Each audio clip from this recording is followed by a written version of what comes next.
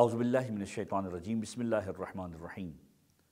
مسجد سہلہ کے اندر جو مقامات موجود ہیں جن کی آپ زیارت کریں گے، جن کی آپ نمازیں پڑھیں گے، ان میں سب سے پہلا اور اہم ترین مقام امام صادق علیہ السلام نسبت ہے ہمارے چھٹے مولا واقع سے، اور اس کے پیچھے پوری تاریخ ہے۔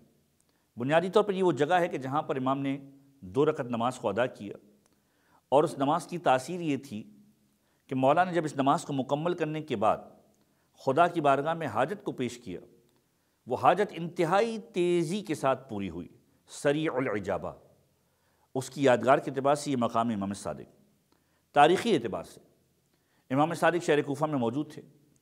شہر کوفہ میں امام کا ایک چاہنے والا ملنے کے لیے آیا، اور جب ملنے کے لیے آیا، روایتیں کہتی ہیں کہ امام اس وقت بیٹھے ہوئے تھے اپنے حجرے کے اندر، اور انگور کے کچھ خوشے کھا رہے تھے، تناول فرما رہے تھے۔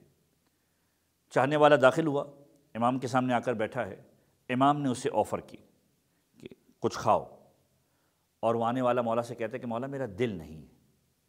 ایمانداری سے بتائیے کہ اگر آپ کا امام آپ کو باقاعدہ طور پر یہ کہے کہ آؤ اور میرے ساتھ شریک ہو جاؤ کھانے کے اندر، تو یہ شرف ہے، کون اس کا انکار کرے گا؟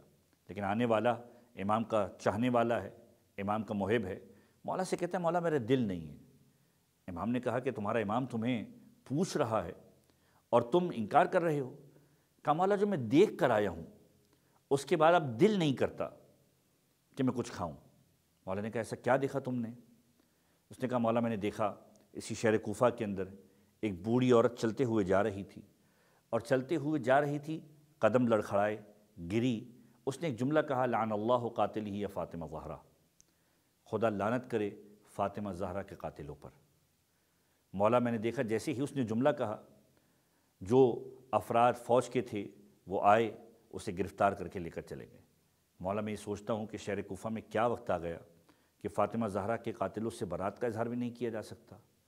اب یہ خود واقعہ ہمارے اذہان کو کھولنے کے لیے بہت کافی ہے کہ قدیم زمانے کے اندر یہ روش ہوا کرتی تھی کہ اگر انسان کسی تکلیف میں آتا تھا تو دشمنان آل محمد سے براعت کا اظہار کیا کرتا تھا۔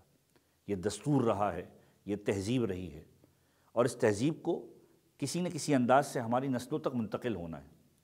نہ یہ کہ بازاروں اور چوکوں کے اوپر اس طرح کی کوئی چیز کی جائے، لیکن باقاعدہ طور پر اس تہذیب کو منتقل ہونا ہے کہ دشمنان آل محمد سے آن بآن براعت کا اظہار کرنا ہے۔ جس طریقے سے محبت اہل بیت ایک جز ہے، اسی طریقے سے براعت از دشمن اہل بیت بھی ایک جز ہے کہ جس کے بغیر ایمان مکمل نہیں ہے۔ مولا سے کہتا ہے مولا مجھے سمجھ میں نہیں آیا کہ کیا شہر کوفہ میں یہ وقت آ گیا ہے کہ اب دشمنان زہرا سے برات کا اظہار بھی نہیں کیا جا سکتا؟ روایت کہتی ہے کہ مولا کی کیفیت یہ تھی کہ مولا کی آنکھوں سے آنسو جاری ہوئے، ریش مبارک تک آ گئے، داڑھی آنسو سے تر ہو گئی۔ امام نے اس کا ہاتھ پکڑا، مسجد سہلہ کی جانب لے کر آئے۔ مسجد سہلہ میں آنے کے بعد امام نے 2 رکعت نماز کو ادا کیا، اور جب 2 رکعت نماز کو ادا کیا، اس سے پہلے کہ نماز پڑھتے مولا نے اپنے غلام کو بھیجا کہ جاؤ اس عورت کی رہائی کے اسباب فراہم فرماؤ۔ نماز کو مکمل کیا ہے۔ نماز کو مکمل کرنے کے بعد مولا نے دعا کی تلاوت کی ہے، اور سجدے کے عالم میں جا کے دعا کرنا شروع کی ہے۔ ابھی سجدے سے مولا نے سر اٹھایا کہ مولا نے دیکھا کہ غلام آیا ہے، اس کے ساتھ وہ مستور ہے کہ جس کو گرفتار کیا گیا تھا، اور مولا سے آ کر کہتا ہے کہ مولا اس کی رہائی ہو گئی۔ یعنی مولا نے نماز کو انجام دیا ہے، دعا کی ہے، دعا قبول ہوئی ہے۔ اسی کی یادگار کے اعتبار سے مقام امام صادق کی اس نماز کو رکھا گیا۔ نماز حاجت بھی کہلاتی ہے، مغرب اور عشاء کے درمیان اس نماز کو پڑھا جاتا ہے۔ مسجد سہلہ کی مخصوصی کے اعتبار سے ذہن میں رکھیے گا کہ دنیا میں جو مقامات امام زمانہ سے نسبت رکھتے ہیں، ان مقامات پر جو مخصوصی منائی جاتی ہے وہ شب بدھ کی ہے، یعنی منگل کا دن گزر کے شب بدھ رات کو، اور لوگ مسجد جمکران ہو یا مسجد سہلہ ہو یہاں پر جمع ہوتے ہیں اور عبادتوں کو انجام دیتے ہیں۔ تو یہ وہ مقام کہ جہاں پر نماز حاجت کی خاص تاثیر ہے۔ جب بھی مسجد سہلہ پہنچیں، ضروری نہیں ہے کہ امام زمان سے نسبت جو ہے وہ دن میں مقید کر دی جائے۔ آپ دن میں پہنچے تو دن میں، کسی اور دن رات میں پہنچیں تو اس وقت، جب بھی پہنچے مسجد کوفہ کے اندر مقام امام صادق پر اس 2 رکعت نماز کو پڑھا جائے اور امام کی نسبت سے دعا مانگی جائے۔ اس مقام کی دعا کی تلاوت کی جا رہی ہے۔ مقام امام صادق کی دعا۔ بسم اللہ الرحمن الرحیم۔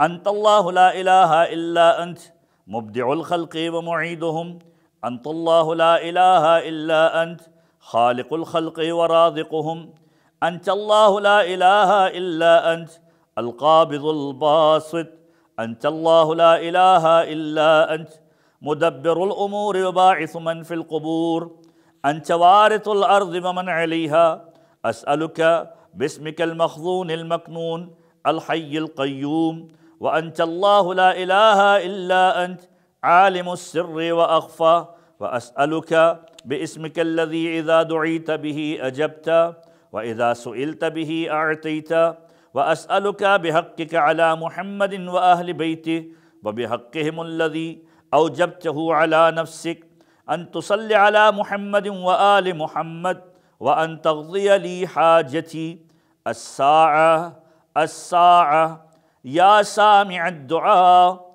يا سيدا يا مولا يا غياثا أسألك بكل اسم سميت به نفسك أو استأثرت به في علم الغيب عندك أن تصلي على محمد وآل محمد وأن تعجل فرجنا الساعة يا مقلب القلوب والأبصار یا سمیع الدعاء۔